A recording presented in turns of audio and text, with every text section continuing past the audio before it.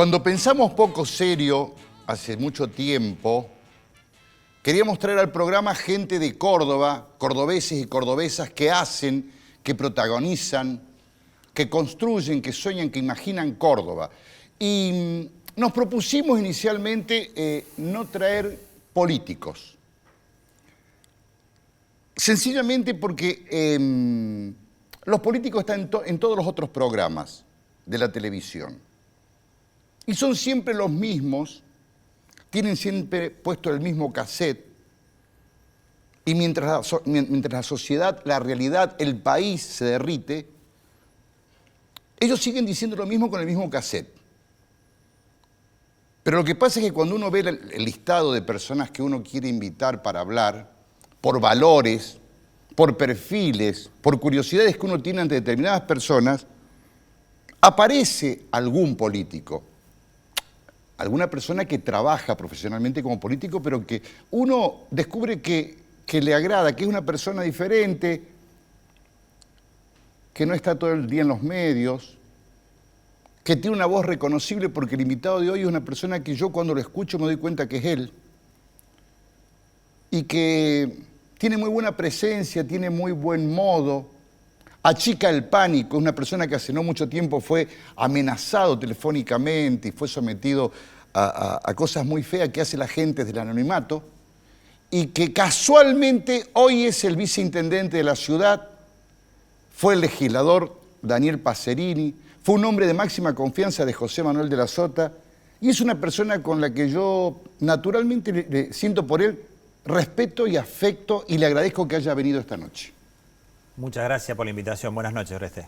Claro, de nada, y un gusto, Daniel, porque recorriéndote descubro el médico, el tipo del interior, el músico, el padre, y ahora el viceintendente de un lugar que es por lo menos sospechado de no muy buena imagen, como es el Consejo Deliberante.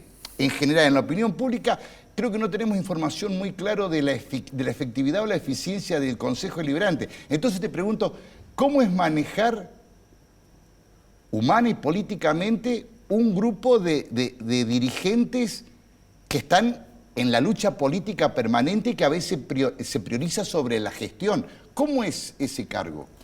La verdad que es un desafío lindo. La figura del viceintendente es una figura relativamente nueva en la historia de la ciudad de Córdoba. Exactamente. Córdoba va a cumplir 450 años el año que viene, y la última carta orgánica que la hizo Rubén Américo Martí crea la figura del viceintendente. Y obviamente es a la vez, no soy concejal porque no puedo votar las ordenanzas, pero soy el que manejo el Consejo Deliberante. Y a la vez soy parte del Ejecutivo. Sí, pero escindido, no se te percibe desde la opinión pública. Fíjate vos qué notable, como parte del Ejecutivo, es como un organismo independiente. Exacto, y eso en cierta manera me permite la experiencia obtenida habiendo estado en el Ejecutivo, habiendo sido intendente de un pueblo, ministro, al lado de un gobernador como de la Sota, habiendo sido legislador y trabajar al lado de Schiaretti como presidente de bloque. Bueno, toda esa experiencia en esta primera etapa que me toca como viceintendente la he volcado, la estoy volcando, y entiendo que está dando buen resultado. Es decir, nosotros estamos logrando cosas en el Consejo Deliberante que no se habían logrado nunca. Por ejemplo, recuperar que Córdoba nunca tuvo en su historia una sede del Consejo Deliberante, el cuerpo legislativo de la ciudad. Y bueno, la historia de fracasos, de los fracasos más grandes de la ciudad de Córdoba, un capítulo puede ser la construcción del Consejo Deliberante. Pero ambicionada y postergada, creo que por error propio y también por situaciones económicas del país, nunca se absolutamente, pudo... Absolutamente. Es la historia de las desventuras. Logramos, por decisión política del intendente Martín Yarlora, y obviamente yo la tengo que ejecutar, cumplir con ese objetivo. Y además también empezar a trabajar en un Consejo Deliberante que esté a la altura de lo que la ciudad necesita. Un Consejo Deliberante que hable de los temas que palpitan en la ciudad. Y la verdad, lo estamos logrando. Claramente la figura de los cuerpos legislativos está muy desprestigiada en todo el mundo. En todo el mundo. La figura del diputado, el senador, en todo concejal, el mundo. En el Parlamento Europeo. Exactamente. Y bueno, el desafío en esto es darle una utilidad para la gente, que la gente vea que lo que hace el Consejo Deliberante sirve.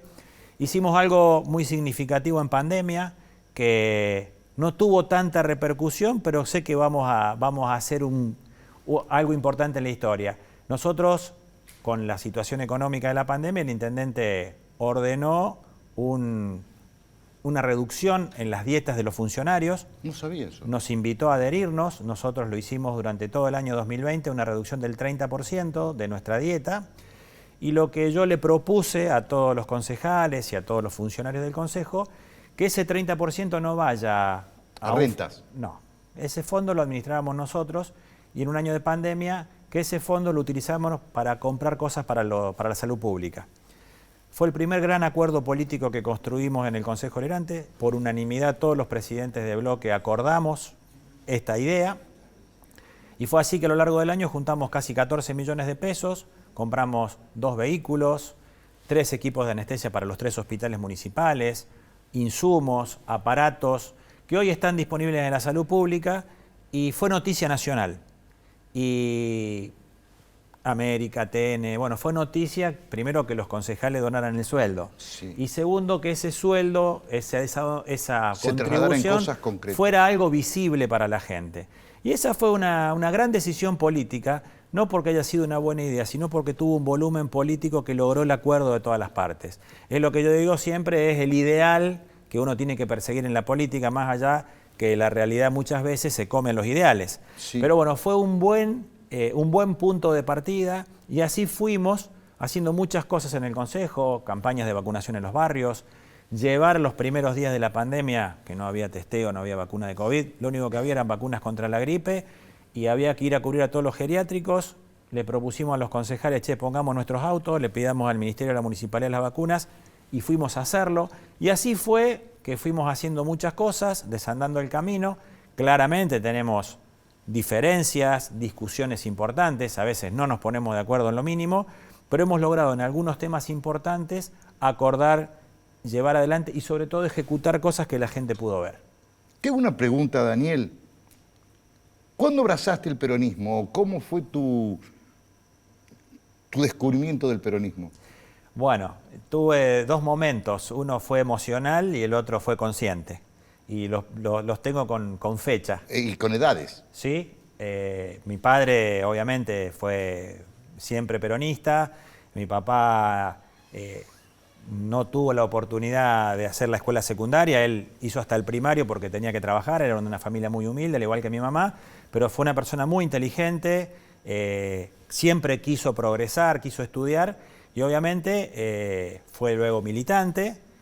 Durante el exilio de Perón él fue parte de la resistencia peronista, logró darnos la oportunidad a todos nosotros de mandarnos a la universidad y que todos tengamos un título, pero el día que yo me acuerdo que sentí una emoción muy fuerte, que fue la primera vez que lo vi llorar a mi papá, fue el 17 de noviembre de 1972, el día que Perón vuelve a la Argentina. Ah, pensé que me ibas a decir cuando murió.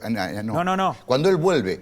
Cuando él vuelve, yo recuerdo como si fuera hoy, me llamó la atención porque ese día mi papá no fue a... Vos tenías 14... Yo tenía 7 años. 7 años. Mi papá era productor de seguros, era un tipo muy laburante y ese día se vino temprano a casa a la mañana, se vino a media mañana, cosa que me llamó la atención y se puso frente al televisor en blanco y negro que teníamos. Yo era en ese momento el menor de la familia, así que obviamente me senté con él porque la última vez que lo había visto a mi padre mirar la tele con tanto entusiasmo fue el día que llegó el hombre a la luna. En el 69. Exactamente, Y yo ahora, era chiquito. Y él miraba la llegada de Seiza. Yo, imagínate, no sabía ni quién era Perón, ni nada. 7 años que era... Y obviamente recuerdo, pero lo tengo grabado a fuego, en el momento que baja con que está Ruchi con el paraguas. Con el paraguas, me acuerdo, sí. Mi padre me abraza, se larga a llorar, que fue algo muy fuerte porque fue la primera vez que lo vi llorar a mi papá. Y me dice ahora sí que podemos decir que volvió y bueno, y me puedo morir tranquilo. Imagínate, yo tenía 7 años, eso para mí fue muy fuerte. Bueno, ese fue un momento emocional en el cual aparece la figura de alguien que yo no conocía, que era Perón. Yo siempre digo que ese día quizá emocionalmente me hice peronista. Y después, ya, bueno, en el secundario, me tocó hacer la secundaria en la época de la dictadura, no se podía hablar de política.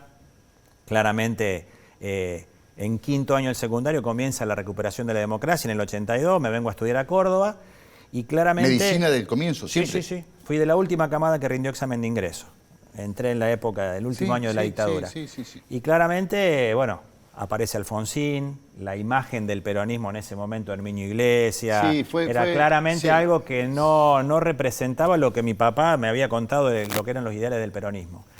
Y el día del famoso debate de Dante Caputo y Vicente Leónidas Sadi fue, digamos, entre lo gracioso, pero lo vergonzoso que fue ese debate.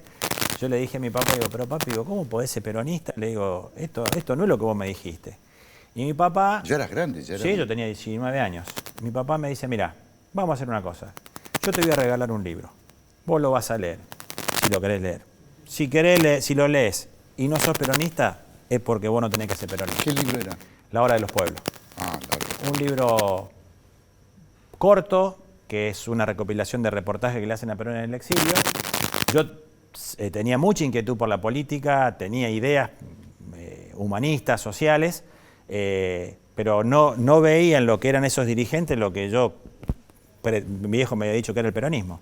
Así que mi papá me compra, yo vivía en Chacabuco y Rosario de Santa Fe, a la vuelta del San Roque Viejo, la librería de la Nueva Andalucía, que estaba ahí por la calle Rosario de Santa Fe, de Don Carlos del Campo.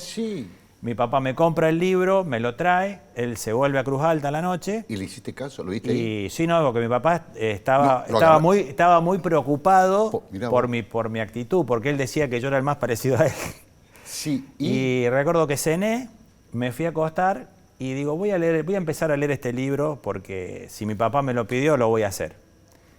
Y leí el libro, me lo leí creo que en 1 hora y media. La Hora de los Pueblos. Y ahí realmente descubrí muchas de las cosas que mi padre me contaba, que Perón pensaba y que había hecho, y leí en el año 84 de alguien que hablaba de lo que iba a ser la deuda externa, de lo que iba a significar el tema del daño al medio ambiente, de lo que iba a significar... La alineación. Pero aparte, la visión, un libro escrito en el año 67. No, pero es una visión infernal. Y ahí realmente empecé claramente a comprometerme con las ideas.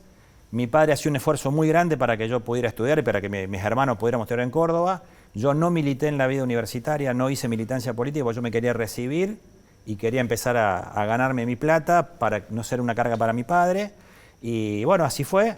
O sea que entras grande ya a la vida partidaria. Sí. 22, 23. Yo me recibí a los 23 años y ni bien me recibí, sí empecé a militar en política, fui residente del Hospital Misericordia, bueno, ahí ya empecé a militar activamente, me volví a Cruz Alta y ya empecé a trabajar activamente en política, siempre dentro del peronismo, de un peronismo que siento de una manera que obviamente no está muy representada en muchas otras cuestiones que uno escucha de algunos que se dicen peronistas. Pero bueno, creo que el peronismo también claramente debe representar cosas muy distintas a las que representó en su origen, porque el peronismo tiene que ver con el contexto y con el mundo, y el mundo del 45 no es el mundo de ahora. Vos sabés que me rozaste la emoción con lo que te voy a contar.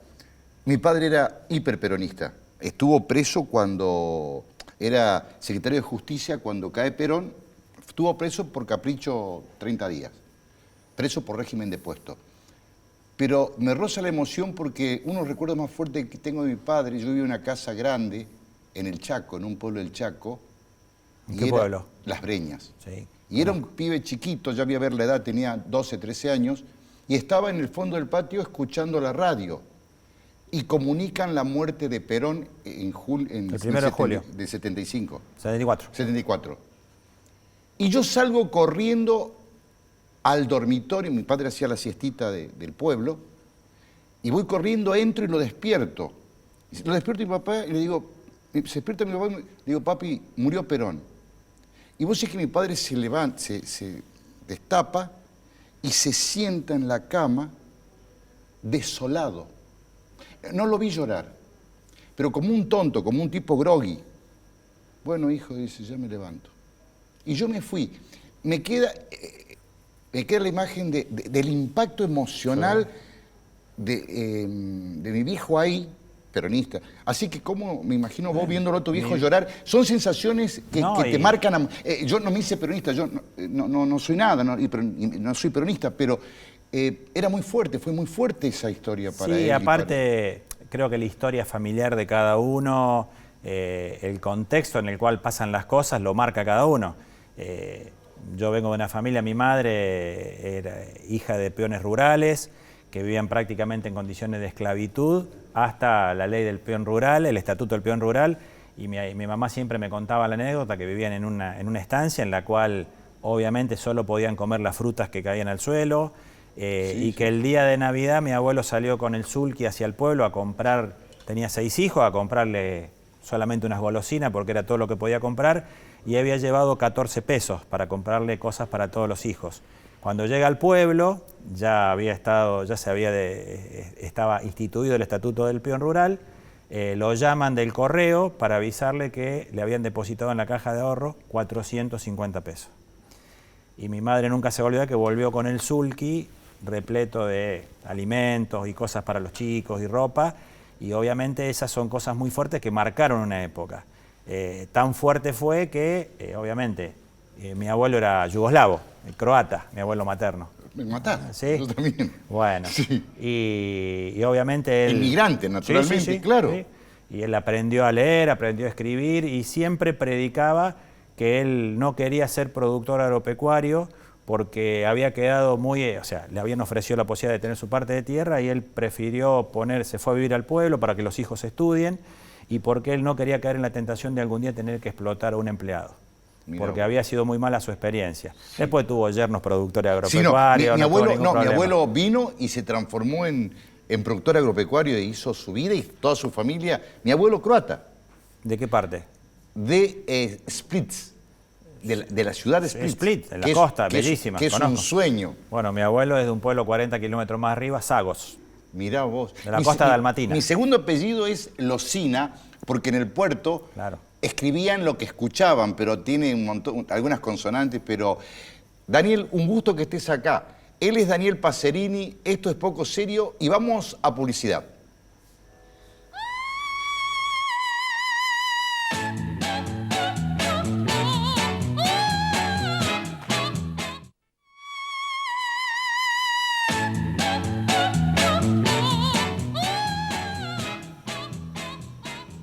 Yo pensaba que eras distinto, y sos un distinto.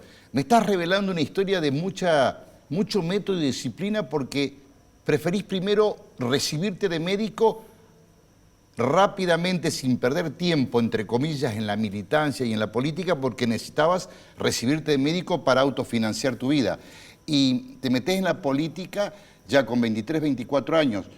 Pero también sos distinto porque sos intendente de un pueblo y lo ves al exgobernador de la Sota, que cómo es química, atracción, vinculación, porque él desde ahí después te trae a la capital. O venís, ¿cómo es la historia? Bueno, de la Sota, cuando empieza su carrera política provincial... Rumbo a la gobernación. Exacto. Que finalmente ganó. Pero cuando arranca allá lejos, en el 85, 86, cuando salta el charco, se arma la renovación. Mi padre era dirigente del departamento Marcos Juárez. Bueno, de la Sota lo elige o lo designa como su representante en el departamento Marcos Juárez.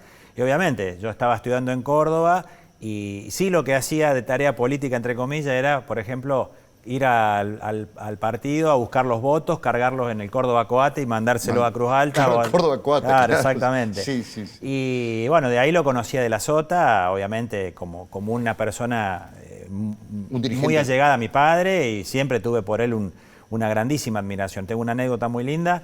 En su primer campaña de gobernador, en el 87, yo estaba estudiando medicina y mi papá me dice, venite el viernes, que viene José Manuel a Cruz Alta, vamos a hacer un acto, una vaquillona, qué sé yo. Bueno, así que me fui con el Córdoba Coata.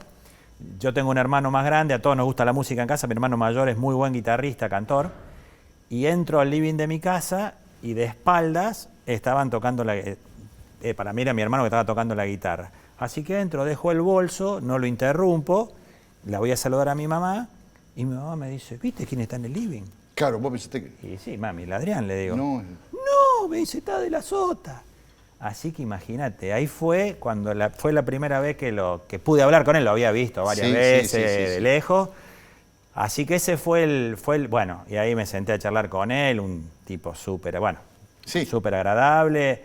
Y ese fue mi primer contacto personal con él. Después en el tiempo Mi padre, bueno, cuando José definitivamente gana por primera vez la gobernación el 20 de noviembre del 98, fue la última campaña política que hizo mi padre, en la cual yo lo acompañé, porque mi padre fallece 4 meses después. No lo ve ganar las elecciones, pero no lo ve asumir como gobernador. Claro, porque asumió en diciembre, claro. Asumió en julio, José. Ah, en julio, allá en el liceo, ¿te Claro, acordás? exacto. Y yo era candidato a intendente. En Cruz Alta el pueblo siempre ganaba el radicalismo y habían puesto la fecha de las elecciones pegada con la elección de la Rúa en octubre. O sea que yo fui a una elección, mi padre ya había fallecido, así que mi padre no me vio, gané las elecciones, no me vio ser intendente. Y obviamente, bueno, empecé a trabajar en la gestión, hicimos una buena gestión en Cruz Alta. De la Sota me vio, y en febrero del 2005, me acuerdo, el fin de semana posterior a la toma de la cárcel de San Martín, fue a inaugurar obras importantes que habíamos hecho en Cruz Alta. Habíamos recuperado una cooperativa, fábrica, bueno, habíamos hecho una buena gestión. Y ahí me preguntó cómo andaba, que le gustaba cómo había transformado el pueblo, me vio muy bien. Y 3 meses después, yo venía viajando para Córdoba, me llama por teléfono Rodolfo Iparaguirre, sí, que en ese momento era su secretario, y me dice, el gobernador quiere hablar con vos. Y me dice, ¿estás manejando? No, menos mal. Y ahí el llamado telefónico, José Manuel me pregunta cómo ando, cómo anda el pueblo, y me dice, ¿vos te vendrías a Córdoba a trabajar conmigo? Por supuesto que sí. Y ahí me dijo que, bueno, me ofrecía ser su ministro de Solidaridad. Sin duda. Sin duda. Sin tartamudear. ¿Por qué sin duda? Es una pregunta porque es un momento histórico. O sea, Sí, venís sí. y te dice, es un cambio de vida. ¿Por qué sin duda? Porque estaba convencido de que iba a ser algo bueno para mí y para lo que yo pensaba de la política. ¿Estabas casado ya? Sí. Mira, habíamos estado hablando porque había salido un rumor de que De la Sota iba a traer algunos intendentes a la gestión. Me acuerdo. Y sí, justamente... recambio de aire Exacto. del gabinete, sí. En una mesa en la cual estaba también mi esposa, bueno, tocan el tema y dice, ¿y vos qué harías? No, dice, si lo llama De la Sota tiene que ir. Dice, porque aparte, dice, creo que va a ser para bien. O sea, mi señora renegaba más de mi actividad como intendente y médico, porque nunca dejé de trabajar como médico en el pueblo. Es más, seguís trabajando como médico. Los lunes me dijiste los lunes que en Barrio atendés... Müller. Barrio Müller, en la obra del padre Oberlin. Soy voluntario. Daniel, ¿por qué lo haces? Voy a esto, déjame que te pregunte como si fuera mi función es asomarme a tu vida como un niño, pero estás viceintendente, tenés actividad, familia. ¿Por qué mantenés un día a la semana tu profesión? ¿Por vos, por política, por imagen, por oficio? ¿Por qué seguís un día a la semana siendo médico? Primero porque me gusta, siempre me gustó. La medicina es algo que yo de los 5 años soñé en mi vida. Elegí esa decisión cuando tenía 5 años, que me acuerdo muy bien también cómo fue la decisión. Y obviamente al venir a trabajar a Córdoba, en una actividad como un ministerio, no tenía tiempo para abrir un consultorio, tenía que armar todo acá. Lo conozco al padre Oberlin a fines del año... ¿A Mariano? Sí, lo Mariano. Conozco, un tipazo. Lo conocí en el año 2014, pero a fines del 2015, cuando me estaba yendo del ministerio, bueno, estuve charlando con él, le dije que yo iba a ser legislador, yo no iba a ser más ministro, y le pregunté porque él siempre me decía que tenía un equipo y que no tenía médicos. Sí. Entonces le pregunté si me iba a aceptar como médico para ir a trabajar como voluntario. Digo, yo soy médico generalista. Y él, siempre nos acordamos con Mariano, me miró como diciendo, sí, pero como diciendo, que va a venir con todos los quilombos que tiene. Exacto. Y bueno, así que fue que en el mes de marzo fui a ver el lugar, compré todas las cosas, equipé el consultorio, compré un electrocardiógrafo, compré todo un equipo. ¿Sos médico general? Soy médico generalista y desde el año pasado soy especialista en toxicología porque seguí estudiando. Bien. Al ir a trabajar con Mariano, obviamente la problemática común que veo ahí, más allá del consumo de sustancias, es la pobreza. Yo siempre digo que llevo atendidos en ese lugar más de 1.800 pacientes que tengo registrados.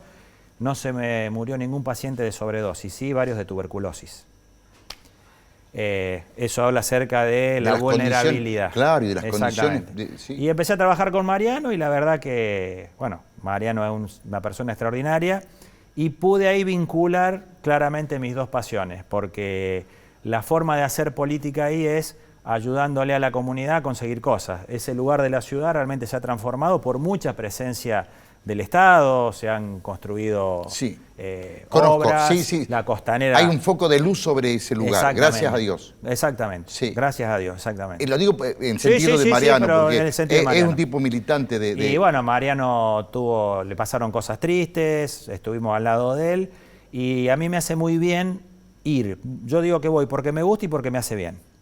Quizás suene un poco egoísta, pero lo hago por eso. ¿Cómo es cómo te impactó, cómo te sentís? Sé más o menos, pero ¿qué te provoca, qué desilusión o qué desesperanza te provoca cuando algún impresentable te amenaza telefónicamente como lo hicieron con vos hace unos años?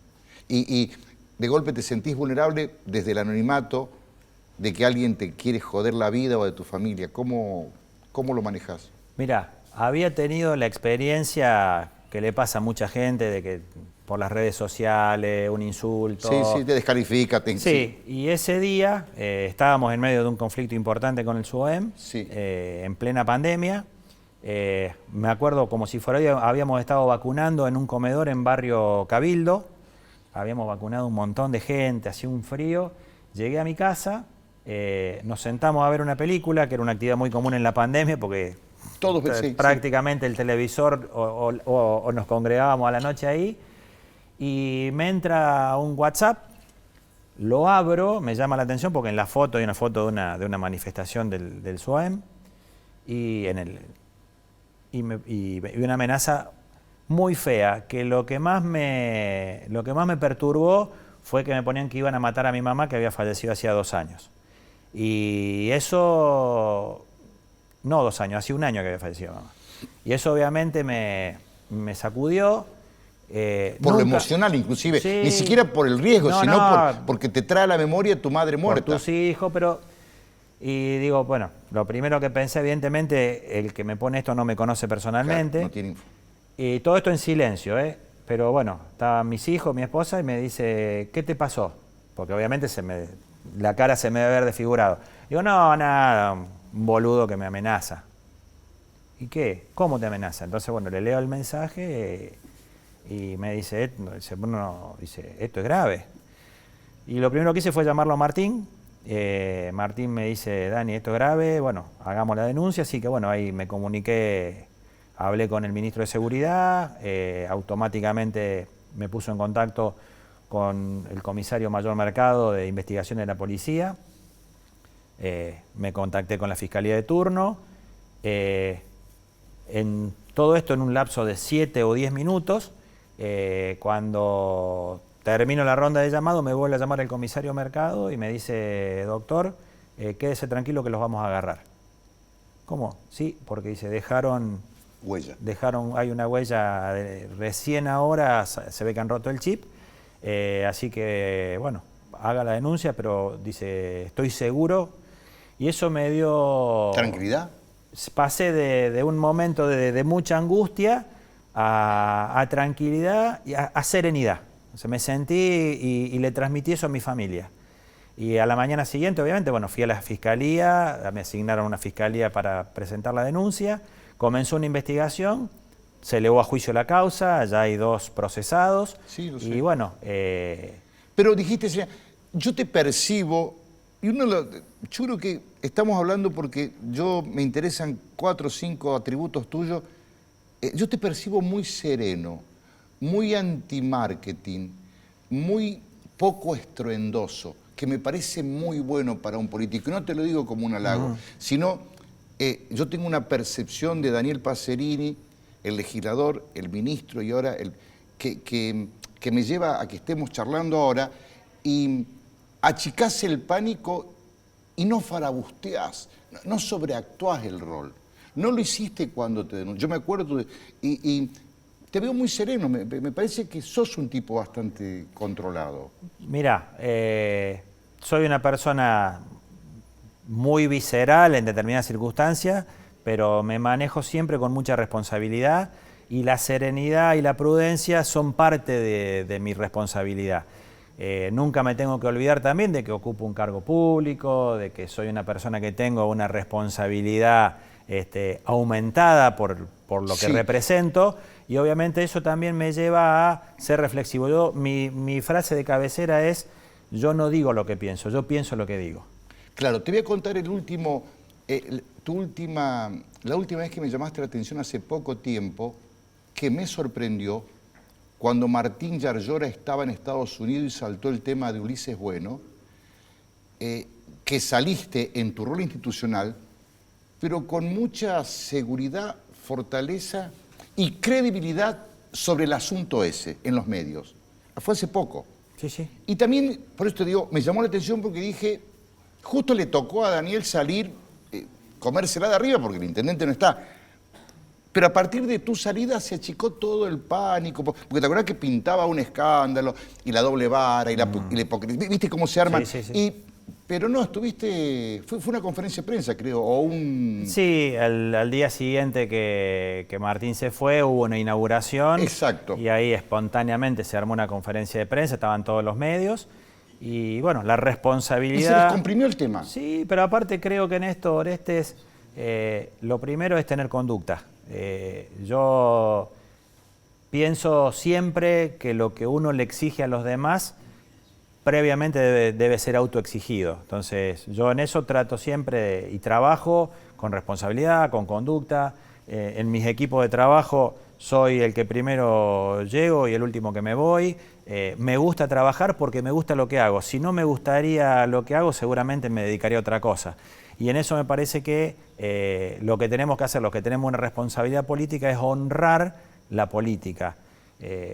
La política es, desde mi punto de vista, es servicio, es vocación de servicio, es servir, en este caso, al pueblo y hacerlo de la mejor manera. Y servir al pueblo significa hacer las cosas bien, no predicar la honestidad, no ponerse un tatuaje, sino hacerlo y hacerlo naturalmente, porque uno tiene incorporado por la enseñanza de su familia y por su formación, en mi caso humana y profesional, de que las cosas hay que hacerlas bien. Es mucho más fácil resolver las cosas haciéndolas bien, haciéndolas mal. Me estoy acordando de la última parte de un spot que creo que está en la tanda, de que hacemos los peronistas. Es más o menos así. Sí.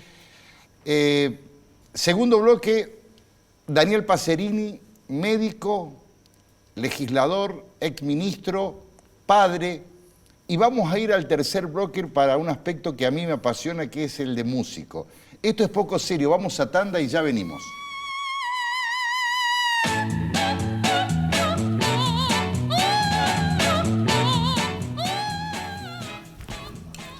Como en todos los programas, nuestro agradecimiento a Bonadeco, en el Hiperconstrucción de Rodríguez del Bustos, que nos cede este hermoso juego de living para el programa, y siempre le recomiendo que en Bonadeco Objeto, en el Hiperconstrucción, encuentra todo lo que le hace falta para su casa. Seguimos con Daniel Pacerini y ahora vamos a un capítulo, que es el capítulo de la música. Yo me enteré que tocás el trombón. Así es. Que tocás muy bien, que tenés una banda. Toco.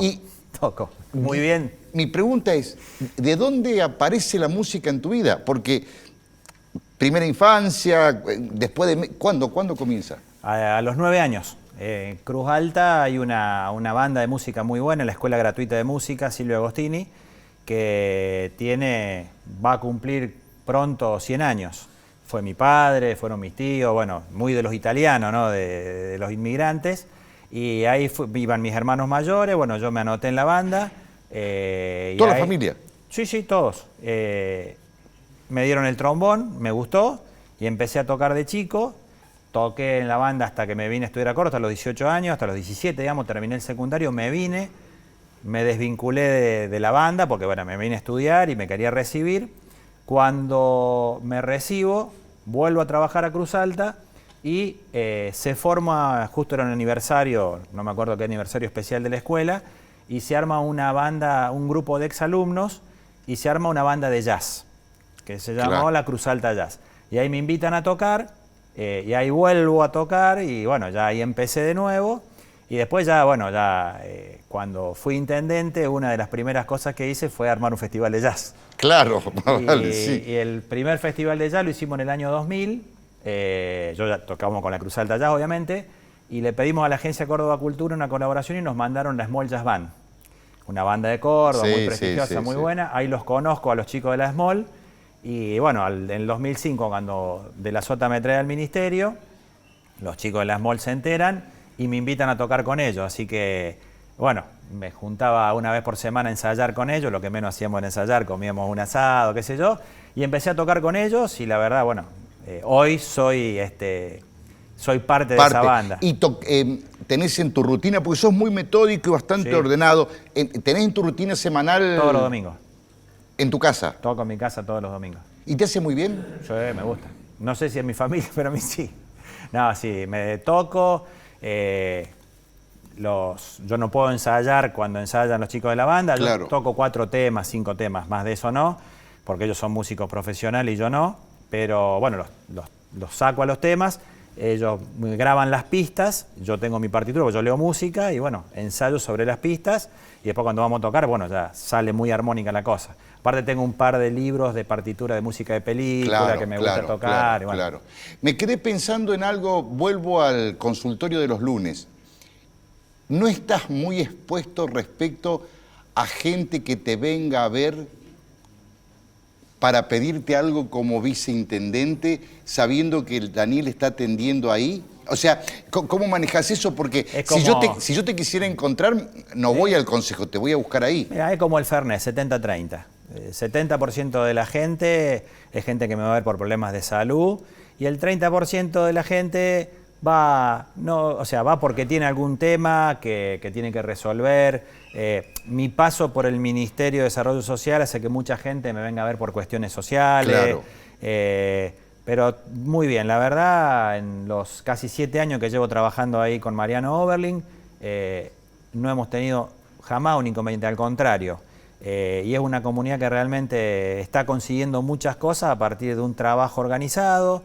Estamos construyendo un centro de salud muy importante que la comunidad necesitaba, ahí sobre la costanera, en la zona de Campo de la Ribera. Se están haciendo muchas cosas, el parque educativo funciona y Mariano es un poco el eje articulador de muchas cosas. Pero la gente que va a verme ahí, 70% va por problemas de salud, que mayoritariamente problemas de consumo. Sí. Te hago una pregunta o un comentario. En esa zona, ¿hay algún descuido de los vecinos respecto a los basurales? Se está corrigiendo bastante. Vos sabés que, perdóname que me meta, porque hace mucho no paso, pero ojalá porque era una zona bastante... por los vecinos que depositamos, viste que Corrientes tiene la costumbre de fabricar basurales porque de golpe hay un predio y después...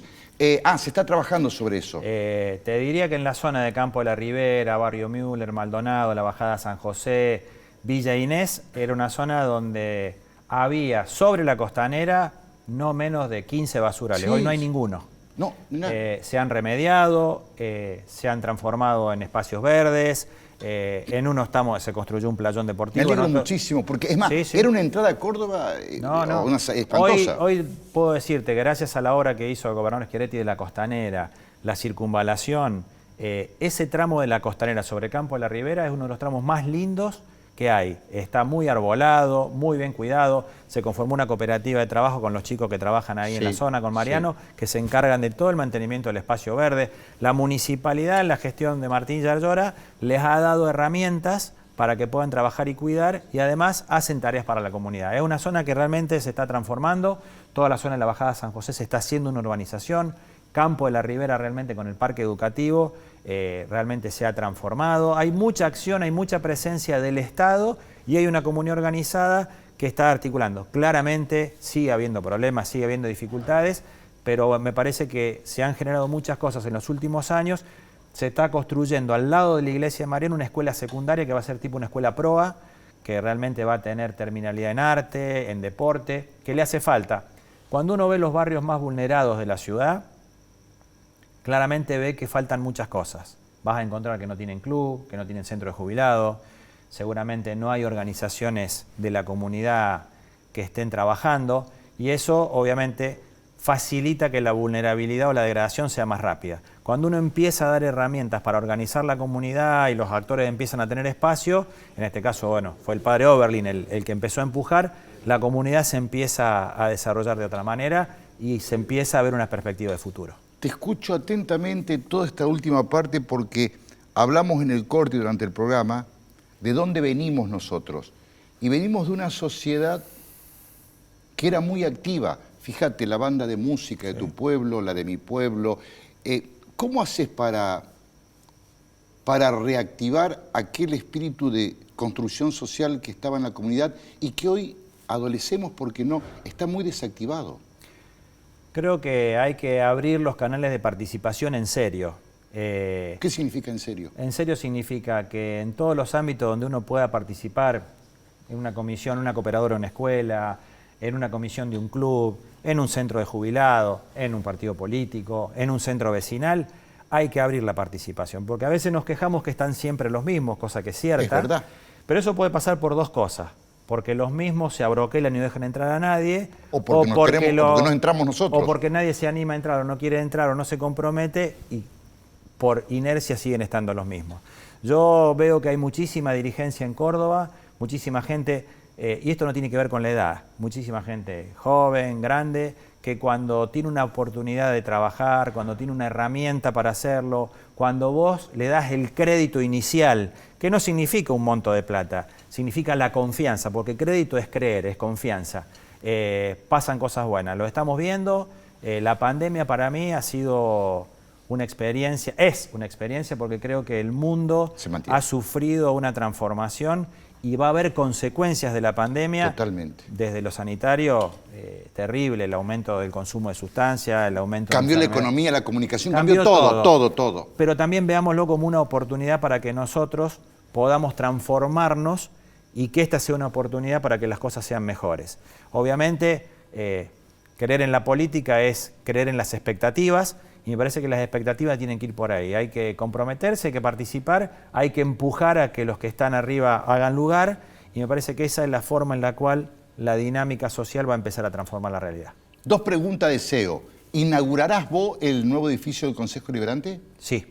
Segunda pregunta, ¿el Comedia lo inaugurarán en esta gestión? Va a ser antes el Comedia que el Consejo Deliberante.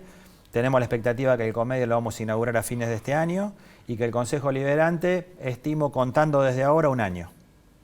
Cuando él llegó, le dije algo que siento y que firmo. La mayor virtud de Daniel es quizás su peor defecto, que no es un político con casé y no es un político tradicional y encima cultiva un perfil muy discreto en una sociedad estruendosa.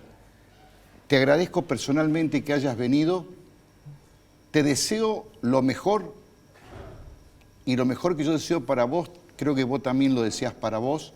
Y muchísimas gracias por venir a Poco Serio. Hicimos un recorrido y me queda la imagen de que sos lo que parece y eso es una buena noticia. Bueno, Oreste, yo soy muy agradecido por la invitación y sobre todo por este viaje que hicimos a través del tiempo. Y claro, estuvimos con nuestro abuelo, con nuestros padres, con Perón, hicimos con los pueblos. Sí, aparte, bueno, volver al tiempo de la infancia, volver a la época que uno estudiaba, poder haberme acordado de mi papá, de la Sota, de gente que está muy presente siempre en mí y que me marca. Del primer domicilio que me contaste era... Sí, Boulevard Los Granaderos 2795, Barrio Las Margaritas. Y esta ciudad que... Voté por primera vez en la Escuela Hipólito Yrigoyen, ahí en la Castro Barro. Esta ciudad que nos dio tanto. Sí. Yo hace 40 años que aterricé y no me voy nunca más, pero esta ciudad que me dio todo. Así que gracias, Daniel. No, gracias a vos, Oreste, y a la producción por la invitación. La verdad, es poco serio en serio este programa. Así es. Es Poco Serio y en 7 días por esta señal, a las 21 horas, otro invitado, otra parte de la historia de Córdoba. Buenas noches y muchísimas gracias.